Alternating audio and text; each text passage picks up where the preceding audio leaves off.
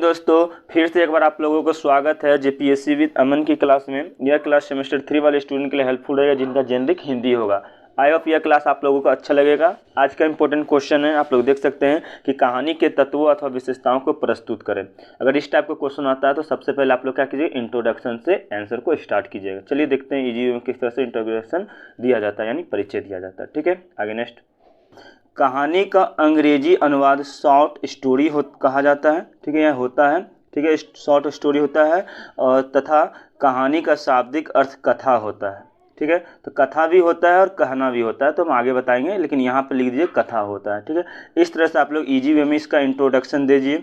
अब क्वेश्चन के अनुसार था कि हिंदी का कहानी की परिभाषा।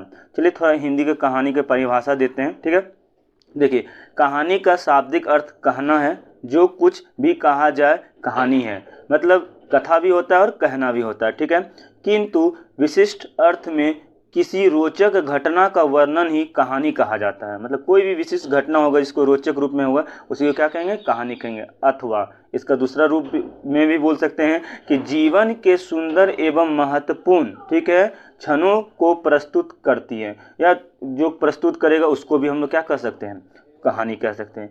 चलिए इसको दूसरे शब्दों में भी हम बता देते हैं कि कहानी वह विधा है जो लेखक के किसी उद्देश्य, किसी एक मनोभाव, जैसे उसके चरित्र, उसकी शैली, उसका कथा विन्यास, सब कुछ उसी एक भाव को पुष्ट करते हैं। मतलब लेखक अपने भाव को जो पुष्ट करते हैं, प्रस्तुत करते हैं, उसको भी हम लोग क्या कहानी कह सकते हैं। ठीक है, तो इस तरह से आप लोग कहानी को परिभाषित कर सकते हैं।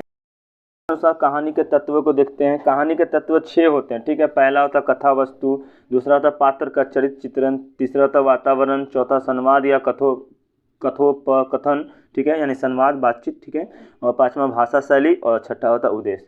चलिए एक एक करके हम लोग देखते हैं इजी वे में। देखिए क्या है कथा वस्तु कहने का मतलब क्या होता है। देखिए कि मानव जीवन, जीव जंतु या किसी भी पार्थिव या अपार्थिव, यानी सजीव या असजीव वस्तु के जीवन काल में घटी किसी भी घटना या भाव या विचार को वर्णन करेंगे तो उसे क्या कहेंगे, कथा वस्तु कहते हैं।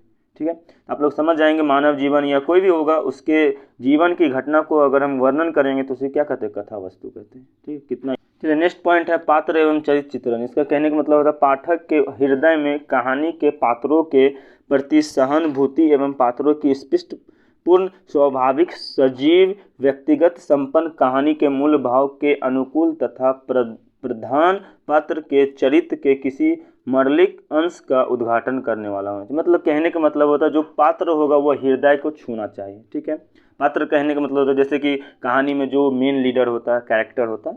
ठीक है, समझिए। चलिए नेक्स्ट है कथन यानी संवाद। संवाद कहने का मतलब कहानी में महत्व की दृष्टि से कथा वस्तु और पात्र के उपरांत कथोपकथन का स्थान माना जाता है, और इसका कहने का मतलब होता है एक दूसरे से बातचीत करना। ठीक है, संवाद कहने का मतलब, ठीक है, जितना अच्छा से होगा। और ये कथा वस्तु और किसको, कथा वस्तु और पात्र के बाद ये अपना स्थान ग्रहण करते हैं। ठीक है, महत्वपूर्ण स्थान। ठीक है, नेक्स्ट पॉइंट है देश कला या वातावरण। देश कला वातावरण कहने का मतलब क्या होता है कि किसी भी कहानी का संबंध किसी न किसी देश कला व परिस्थिति विशेष से अवश्य रहता है। ठीक है, इसलिए देश कला में परिस्थिति का चित्रण अवश्य माना जाता है। परिस्थिति जो होगा उसका चित्रण अवश्य। भाषा शैली। भाषा शैली कहने का मतलब कहानी को सजीवता प्रदान करने में भाषा का विशेष महत्व है। कहानी के सौंदर्य का विधान शैली का माध्यम है। विधान शैली का है माध्यम है। ठीक है, नेक्स्ट पॉइंट देखिए उद्देश्य। उद्देश्य कहने का मतलब होता है कहानी का अच्छा उद्देश्य होना चाहिए ताकि जो पढ़े वह कुछ सीख पाए। तो इसी प्रकार से कहानी के तत्व को वर्णन कर सकते हैं। चलिए अब देखेंगे कहानी की विशेषता, वह निम्नलिखित है। पहला पॉइंट इसमें देख सकते हैं, कहानी तो छोटा होना चाहिए। दूसरा तो कहानी रोचक होना चाहिए। तीसरा कहानी मनोरंजक होना चाहिए।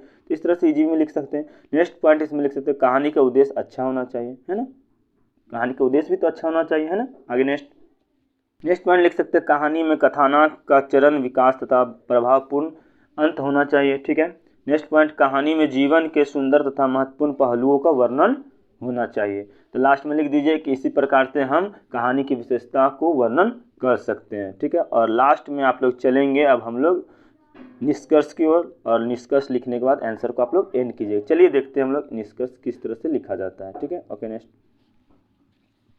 लिख दीजिए। देखिए किस तरह से इजी में लिखाता है कि अंत में यह पता चलता है कि कहानी को इस प्रकार लिखना चाहिए ताकि जो पढ़े सबको समझ में आ जाना चाहिए। तो इस तरह से आप लोग निष्कर्ष लिख दीजिए लास्ट में, और शायद यही पे आंसर को खत्म कर दिया, अच्छा मार्क्स मिलेगा। फिर मिलेंगे नेक्स्ट क्लास में, तब तक के लिए बाय बाय।